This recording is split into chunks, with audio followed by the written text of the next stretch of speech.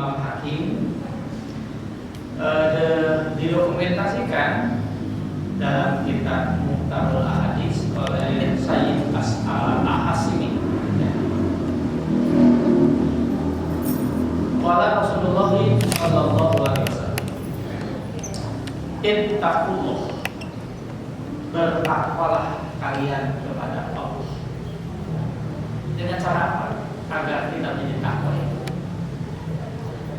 Satu, sallu khamsakum. Jadi bertakwalah kalian kepada Allah dengan cara apa? Agar kita meraih posisi takwa. Pertama, kan saya pelajari, benar tidak salah ini. Sallu khamsakum wasumu sahbakum wa adul zakat amwalakum toliban ampusikum. Yang kelimanya adalah apa ini tempatnya? Tiganya dulu.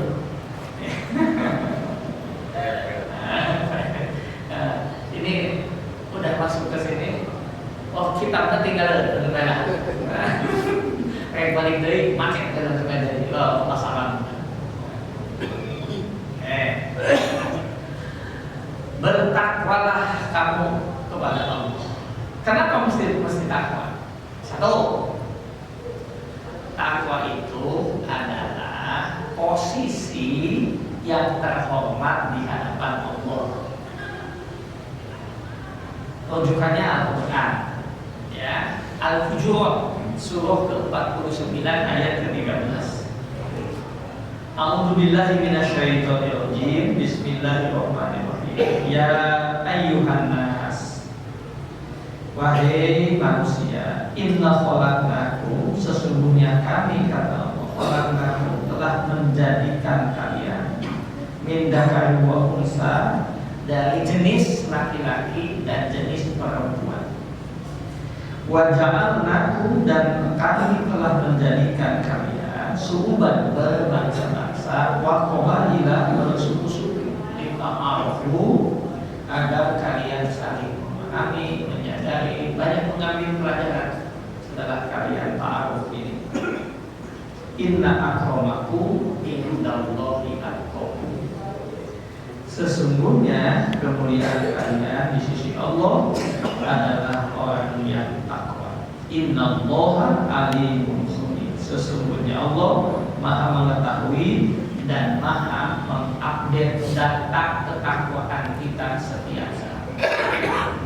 Khabir itu Maha Pesat itu, ya, Maha mengupdate. Ini jadi Allah telah menciptakan, wahai manusia, ini buat semua manusia, wahai manusia, inna khalaqnakum. Di dalam Al-Quran, di dalam bahasa Arab, menciptakan itu menggunakan beberapa istilah yang dalam bahasa Arab dikenal istilah dengan istilah musyarak.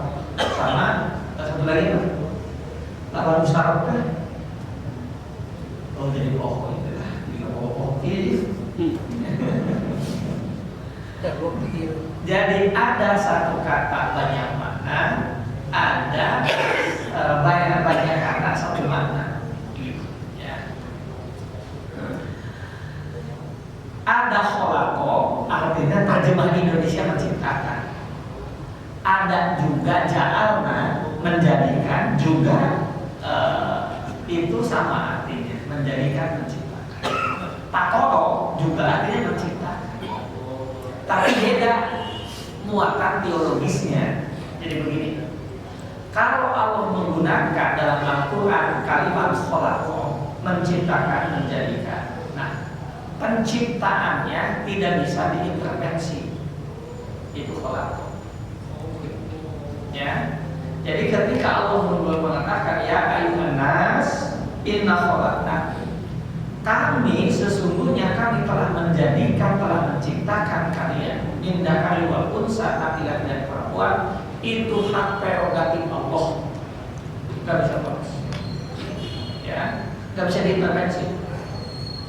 Nah, Kemudian waja'alnakum, aku pun menjadikan kalian berbangsa-bangsa. Tapi waja'alnakum menjadikan 100% diserahkan kepada kita.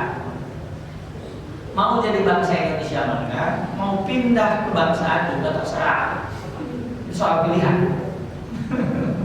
Itu menggunakan kajian ja'alna. Jadi kalau kata orang udah bisa diintervensi, kalau ja'alna itu diserahkan kepada kita. Mau jadi bangsa Indonesia mangga, bagus. Mau jadi bangsa Australia mangga, mau pindah jadi kependudukan apa namanya kebangsaan Malaysia juga sudah. Itu menggunakan ja'alna.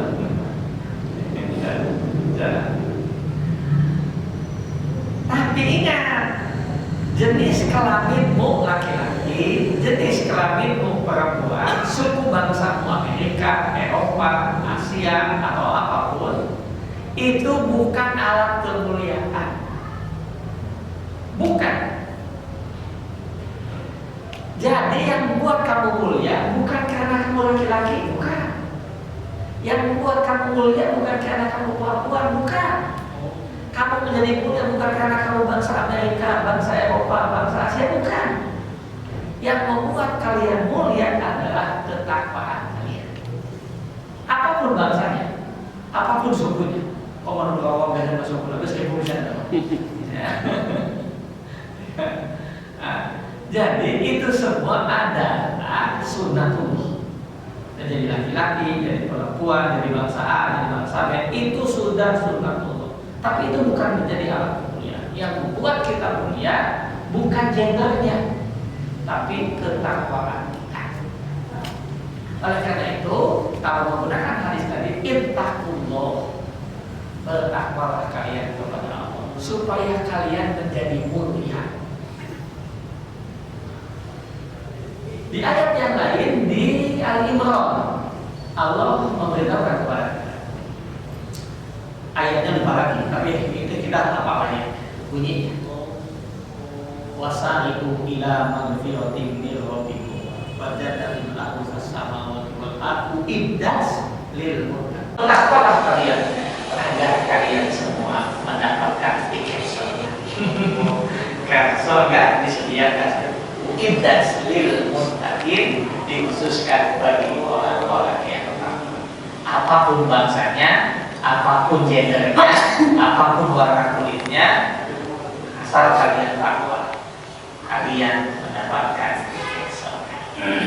Pertanyaannya, ini pertanyaan, dengan cara apa supaya kita menjadi takwa? Nah, hadis ini mengajarkan beberapa poin yang mesti diperhatikan oleh kita. Dan ini kajian hadis, maka fokusnya ke hadis ini. Ittaqullah, bertakwalah kepada Allah. Dengan cara apa? Pertama, shollu khamsa. Jagalah sholat yang 5 waktu. Ia berulama kalau pertengahan 70 ke halaman 80, awal 70, kalau karena kesehatan, kemudian mereka menawai kata-kata kemanapun kalian pergi, dimanapun kalian bekerja, ini ulah pokok 5 waktu. Maka jimat loh. Itu yang selalu ingat. Ya, kenapa? Karena itu pintu masuk supaya kita menjadi takwa. Apa itu takwa itu? Supaya kita menjadi pribadi yang mulia, supaya kita mendapat tiket surga. Gitu. Ya. Yang kedua, hadis ini menjelaskan semua apa semua. Selalu khamsan. Ini menegaskan bahwa memang sholat yang wajib itu 5 waktu. Meskipun ini menjadi jawaban terhadap sebagian orang, ada sempalan-sempalan para aktivis yang dirasakan sebagian mungkin sempalannya yang punya keyakinan bahwa sholat itu hanya 3 waktu. Ini mengguncang. Mana pada dasarnya Al-Quran surah Bani Israil surah ke-17 ayat 78-79. Bagaimana bunyinya? Aqimis sholata liduluki syamsi ila ghasaqil laili wa qur'anal Tuh, gitu. Ketika matahari tergelincir, ketika matahari memasuki malam, dan waktu fajar.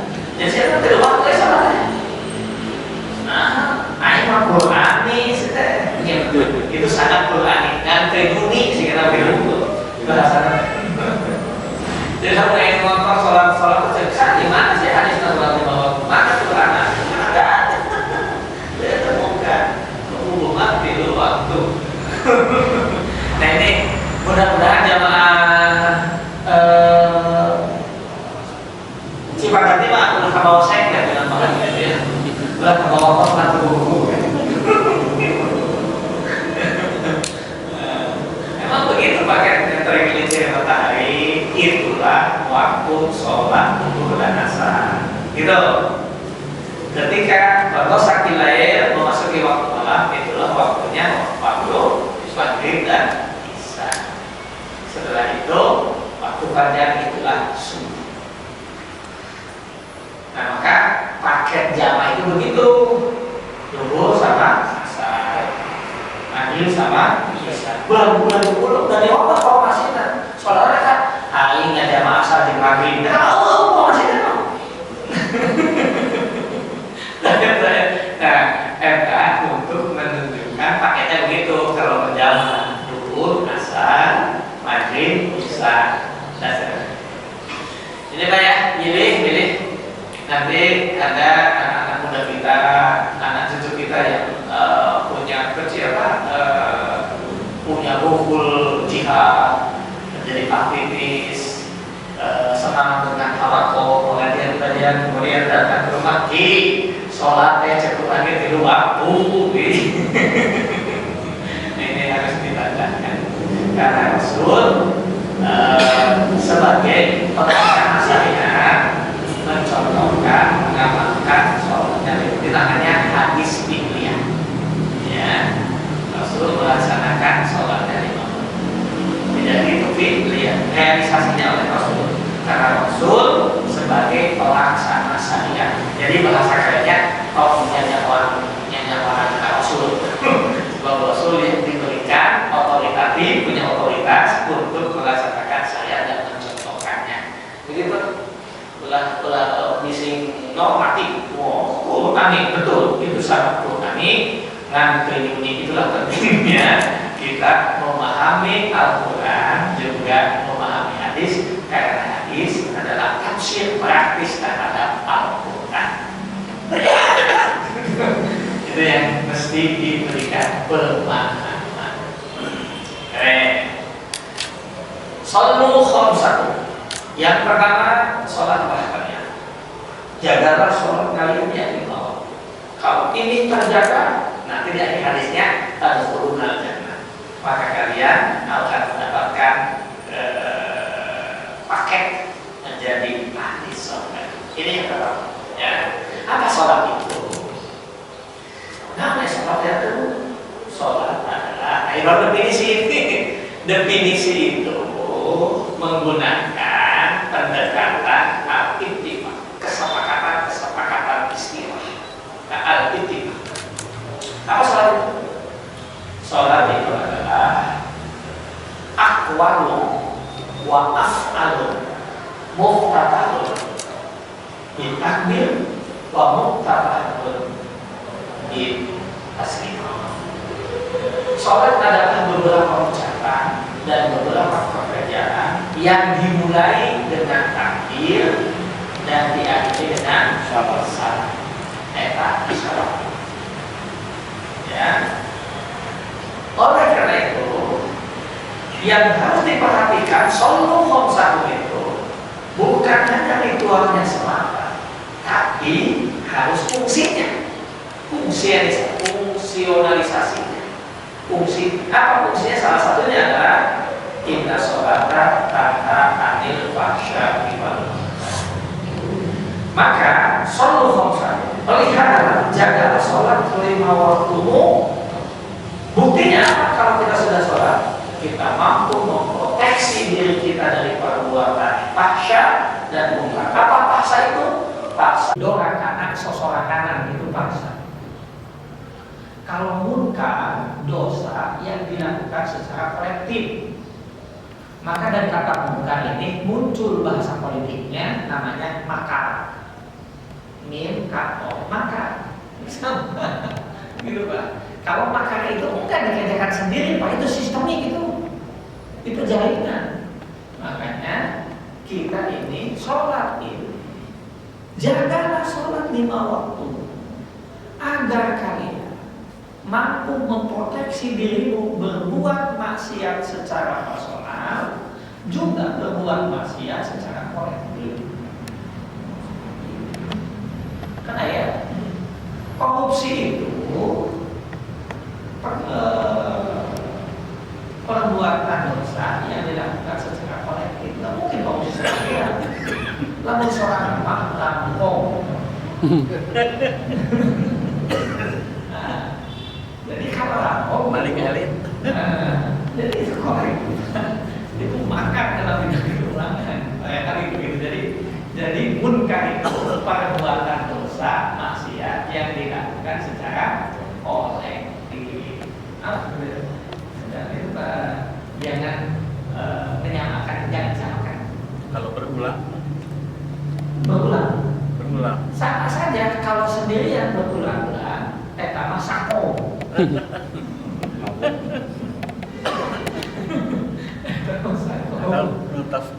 Dosa tekarasa. Pada level teologi memang begitu. Jadi ketika seseorang berbuat dosa tidak merasa dosa, itu sudah menunjukkan bahwa sensornya sudah mati. Sudah kebal. Itu namanya kebangkrutan spiritual. Kita kebetulan yang dosa, takut, merebut, luas, anu sekene. Artinya sensornya masih efektif. Asa dosa gitu. Asa dosa sekene. Tapi namun berbuat dosa biasa, bahkan jadi bangga wae. Itu biasa. Dewa ngeleh ternyata. Begitu. Ya. Jadi bagaimana kita menjadi orang yang takwa? Yang pertama, sholul khamsah. Jaga sholat yang lima. Ini kenapa sholat ini menjadi poin yang pertama? Banyak rujukannya. Pertama, ini adalah pilar utama agama kita. As-sholatu lima. Yang kedua, Rasul menjelaskan awalu ma yuhasabu abdu yaumil qiyamah. Perkara yang pertama kali akan ditanya oleh Allah, akan diverifikasi, akan dievaluasi adalah sholat. Maka saking hebatnya sholat ini, maka cara mewahyukannya pun dipanggil langsung lewat peristiwa Isra. Jangan dianggap sepele. Rasul ada perjuangannya dahsyat itu. Mau menerima Rasul, ayo bukan mama lawo. Padahal Rasul menyebutnya bahwa as-sholatu mi'rajul mu'min. Bahwa sholat adalah mi'rajnya, dialog spiritual kita dengan Tuhan. Ke sidratul muntaha. Sidrat itu pohon sidrat, muntah itu penghabisan. Jadi titik tolak yang paling tinggi. Mengebeta antara imam sama makmum sama saja. Evaluasinya sama saja. Justru yang menjadi imam itu sangat berat. Karena pertama, begini keutamaannya dulu ya. Kalau beratnya sama beratnya. Keutamaannya ternyata ibadah kolektif itu menjadi ibadah yang memiliki nilai yang sangat tinggi. Jadi kalau kita lihat nanti rujukannya Quran surah Fatir, surah ke-35 ayat 29. surat Fatir, surah ke-35 ayat 29 dan ayat 30. Ya, yang sudah. Innal ladzina yatluna kitaballah wa aqamus shalah. Itu sesungguhnya orang-orang yang yatluna kitaballah, continue membaca Al-Qur'an, wa aqamus shalah, mampu menjaga keajegan nilai-nilai sholat. Di hari-hari apa yang yarjuna tijabatan dan tahun itu jangan lagi. Kalau kamu konsisten, istiqomah, continue menjaga nilai-nilai sholat, yarjuna tijabatan dan tahun, itu Di ayat 30-nya Allah kasih tahu, liwafiyahum ujurahum, Allah akan menyempurnakan pahalanya. Kumaha saudara karena malawun salatna, jangan khawatir, asal berjamaah kontinu Allah sempurnakan pahalanya. Ada kurang ikhlas karena dengarkan milu tidak rajin ke masjid, asal kontinu Allah sempurnakan pahalanya. Ya, asal kontinu itu pakai ilmu doa. Ya. Apalagi wayajidahum min fadli, Allah akan tambah karunia, Allah akan berikan keutamaannya, Allah akan berikan keistimewaannya, asal kita kontinu. Jadi jangan khawatir, asal berjamaah begitu. Nah, bagi imam memang ada persyaratan. Imam ini pertama, untuk jadi imam sholat itu ada persyaratan tertentu. Pertama adalah akbar hukum. Apa akbar hukum? Yang paling senior. Yang kedua a'lam hukum, yang memiliki kapasitas ilmu di atas rata-rata. Yang ketiga absor hukum, memiliki kepasihan. Ulah ayat istilah bentes karena itu digunakan.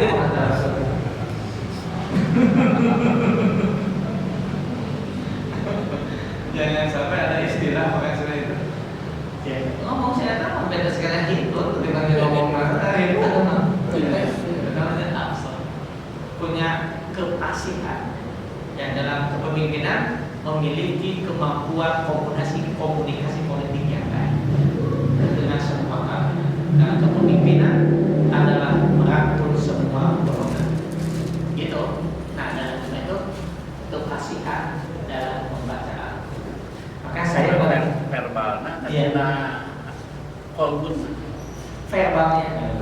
Ya. Kalau arti kan begini, belajar dari Nabi Musa. Ketika Nabi Musa ketemu dengan seorang penggembala, kemudian dia berdoa, doa anak beres tidak pantas selama ibadah siang itu. Panggil sama Nabi Musa, kesini kamu. Kenapa kamu kayak begitu? Ibadah tebenahan gitu soalnya. Suara tebenahan, yang mahonis yang benar ngaco, bahasana radikal. Tapi kumaha sih soalnya? Kamu tahu nggak siapa saya? Nggak tahu. Saya Musa. Mungkin nggak gitu. Kalau mendengar Nabi, gini kalau ibadah ya. Dibenarkan oleh Musa, bacanya begini, caranya begini, semua seperti itu. Oke. Saking menyesalnya karena ternyata yang dihadapi adalah utusan Allah. Waduh, nggak ada ide-ide. Berangkat dengan Musa menuju kota. Kemudian baru beberapa langkah langsung dijitak sama Allah. Musa, sangenah nawai. Aku tidak butuh semua itu, yang kubutuhkan adalah ketulusan hati.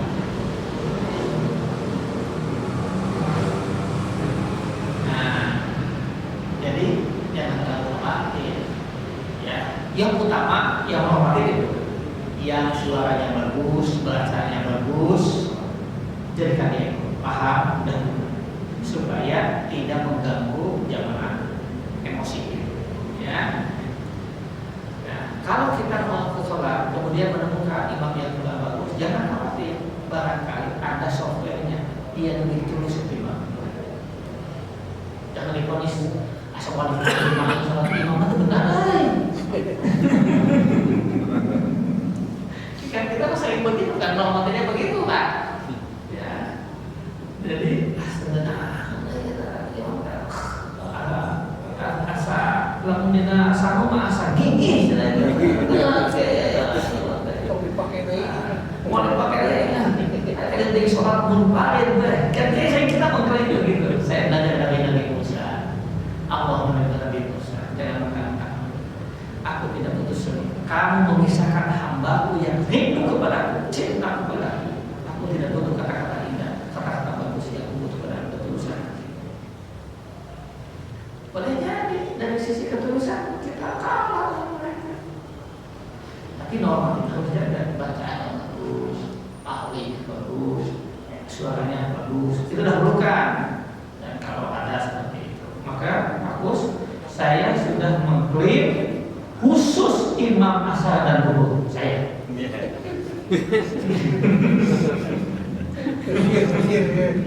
Mutlak. Jadi zuhur dan asar dewek imamna.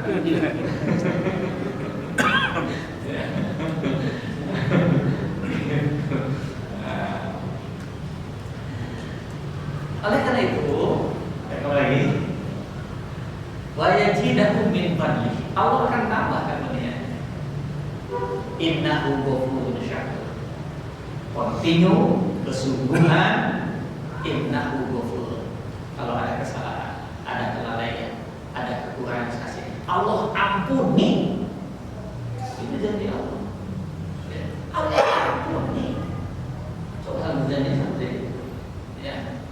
Ini kaitan dengan posisi setiap kita akan raih posisi takwa. Takwa itu baru dua dari satu, menjadi posisi yang terhormat setiap apa di hadapan Allah harus punya nilai takwa. Inna akramakum indallahi atqakum. Yang kedua, takwa itu adalah tiket utama bagi setiap kita untuk mendapatkan kapling surga. Bagaimana cara kita meraih takwa? Rasul ngasih tahu. Pertama, jaga sholat di malam. Bukan hanya ucapan dan perbuatan, ternyata fungsinya harus dihadirkan. Tanha anil bahsyatulah. Maka kalau kita udah sholat, tapi tidak menutup dan mencegah dari perbuatan maksiat, pada hakikatnya kita belum sholat. Pada apa buktinya? Al-Aidal ladzi yukadzibu bid-din fadzalika alladzi yadkhulu al-yatim wa la yaqudu ala ta'ati. Tidak punya peduli kepada Pelaksanaan sesat. bahkan diancam dengan neraka. Padahal udah sholat. Nah ini namanya fungsionalisasi. Jadi bukannya kan begini. Ayo kan dulu sholat, menerima sholat, mereka sasaran. Eta sabab nacohan.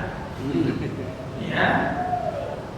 Jadi sholat itu namanya ta'abudi, sesuatu yang harus dilaksanakan, tak perlu dirasakan, tapi harus difungsikan.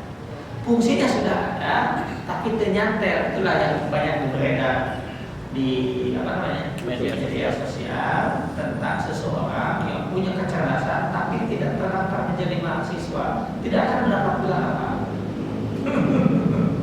Jadi syahadat itu, keimanan itu, maka syahadat itu disebut dengan akidah. Apa akidah itu? Dari kata akad. Apa akad itu? Mengklikkan diri kita dengan Tuhan. Jadi akad itu bengketan yang kuat.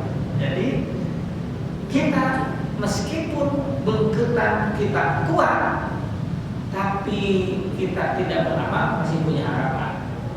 Kan ada lillah. Dia disebut kamar air, kamar malaikat sudah terhulaman. Maksudnya kamar gelap. Ibnu Hajar katakan begini, saudaraku, kalau nanti di akhirat kalian yang pertama kali masuk surga, kemudian tidak menemukanmu di sana, tolong tanyakan kepada Allah, kemana si Anu, si Fulan, si B, si A, si B. Emang kenapa kata Allah? Dia adalah saudara kami, dia teman kami. Kami pernah ngaji bareng satu majlis, kami pernah berjamaah. Tapi kemana sekarang? Betul-betul kamu? Iya. No, jemput di dalam. Itu namanya sahabat, teman yang baik. Bisa disebut begitu. Ya, jemput. Kamu apa ya? Muslim lagi dia. Kami tak mati. Tanpa dulu mutakin jalan dia. Kan ayah jelema paek kan nyaritakeun pengalamannya nanti paek. Jadi belum pernah ada cerita itu, hanya orang perlu yakin. Iya karena gini, kematian itu pertama tidak bisa diriset, nggak bisa diilmiahkan. Yang kedua, bahwa cerita apa informasi tentang itu hanya ada dua sumbernya yang otoritatif. Satu Allah, yang kedua Rasulullah. Titik. Hanya itu yang punya otoritas. Sebab nggak bisa diikat. Anu ngariset, nak terbalik deui. Udah pernah yang berbeda. Ya. Ngariset itu bisa. Hanya aku rasa di Al-Imran ayat 185 itu. Ya. Kullu nafsin dha'iqatul maut. Itu kan ada terbukti. Ini seperti yang kita saksikan. Jadi nasihat terbaik adalah kematian. Kalau ada orang yang meninggal, hati kita tidak pernah tergetar sedikit pun. Harus dengan cara apa Allah mengingatkan kita? Kematian saja. Kalau kasih si eta modal, si eta modal oke, kita teh moal.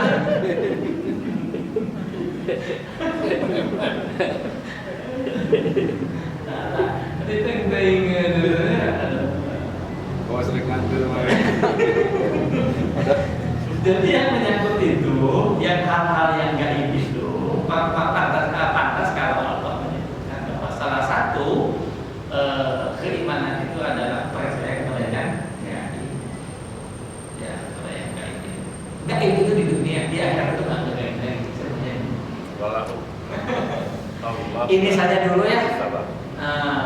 Ini saja dulu. Insya Allah pekan, 2 pekan depan kita lanjutkan 5 poin tentang bagaimana menjadi pribadi yang takwa agar kita menjadi pribadi yang punya tiket surga.